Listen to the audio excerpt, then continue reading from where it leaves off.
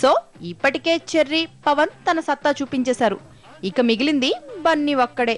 Career మొదట్లో వరుస విజయాలతో దూసుకుపోయిన అల్లు అరబ్బాయ్ కూడా ఇప్పుడు ఫ్లాపుల్లో ఉన్నాడు. గతేడాది ఎన్నో అంచనాలతో వచ్చిన బద్రీనాథ్ కూడా నిరాశపరచడంతో ఈ ఏడాది ఎలాగైనా హిట్ కొట్టాలనే కసితో ఉన్నాడు బన్నీ. కన్ను మూస్తే బద్రీనాథ్, కన్ను తెరిస్తే బద్రీనాథ్, కత్తి దూస్తే బద్రీనాథ్, అంతు చూస్తే బద్రీనాథ్, మదిలో మెర మెర మెర మెరమంటూ మెరిసే మెరిపే బద్రీనాథ్. ప్రస్తుతం త్రివిక్రమ్ శ్రీనివాస్ దర్శకత్వంలో జులాయి సినిమా చేస్తూ బిజీగా ఉన్నాడు బన్నీ. డివివి దానయ్య నిర్మిస్తోన్న ఈ సినిమాపై టాలీవుడ్ లో భారీ అంచనాలే ఉన్నాయి. ఇలియానా ఇందులో ఫీమేల్ లీడ్ చేస్తోంది.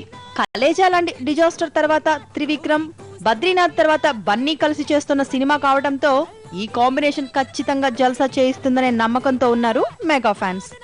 ఇప్పటికే షూటింగ్ ఆల్మోస్ట్ కంప్లీట్ చేసుకున్న జులాయి త్వరలోనే విడుదలకు ముస్తాబవుతోంది. ఇక ఇప్పటికే మెగా ఫ్యామిలీ హీరోలిద్దరూ బాక్స్ ఆఫీస్ దగ్గర సక్సెస్ కావడంతో జులాయి కూడా హిట్ అవుతుందనే నమ్మకంతో ఉన్నాడు బన్నీ. ఒకవేళ జులాయి కూడా హిట్ అయితే మెగా ఫ్యామిలీ హీరోలందరికీ విజయాన్ని అందించిన ఏడాదిగా 2012 మెగా చరిత్రలో నిలిచిపోతుంది.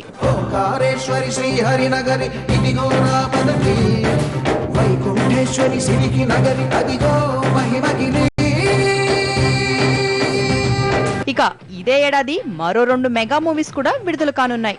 వినాయక్ డైరెక్షన్ లో చరణ్ హీరోగా నటిస్తున్న సినిమా 2012లోనే విడుదలకు ముస్తాబవుతుండగా, పూరి జగన్నాథ్ పవర్ స్టార్ తో తెరకెక్కిస్తున్న కెమెరామెన్ గంగాతో రాంబాబు కూడా సెప్టెంబర్ లో రిలీజ్ కానుంది. సో ఈ సినిమాలన్నీ బాక్స్ ఆఫీస్ దగ్గర సందడి చేస్తే 2012 మెగా ఇయర్ గా మిగిలిపోనుందేమో మరి.